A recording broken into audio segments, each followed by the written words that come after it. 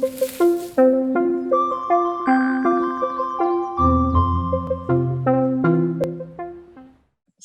Franz Kafka was born in Prague, in what's now the Czech Republic, and was then part of the enormous Austro-Hungarian Empire. It's hard for us to understand this now, but the Austro-Hungarian Empire was a bit like the Roman Empire. It was so big, it stretched all the way from the North Sea to the Black Sea, with everything in between. And it meant that the countries within it were largely German speaking. So Kafka, like a lot of educated young men in Prague at that time, was educated in German and expected to speak German at work and so on, rather than Czech. So Czech existed alongside German, but it was not the official language. And he was Jewish, and that's a really important thing to bear in mind, because we're talking about the early 1900s. He wrote this particular story in 1916.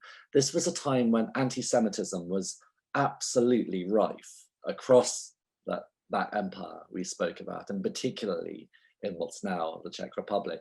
And it bubbles along in the background, but it clearly affects the way Kafka sees the world. Well, in this story, his hero thinks he is a beetle, vermin, something you crush underfoot.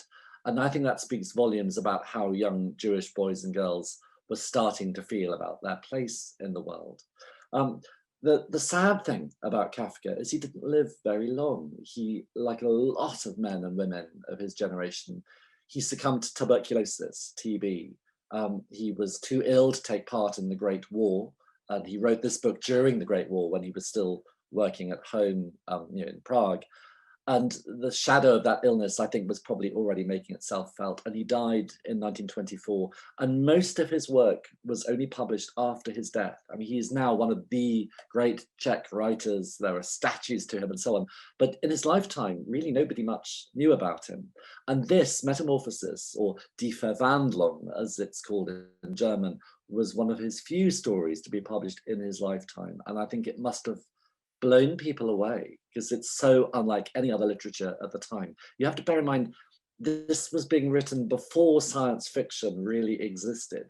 And funny enough, science fiction has its roots in Czechoslovakia, because I think the first use of the word robot was there in the 1920s. So a little after this was written, what we now recognize as science fiction and kind of science-based fantasy began to take hold. So in a way, Metamorphoses can be read as the great granddaddy of Star Trek and all those other things.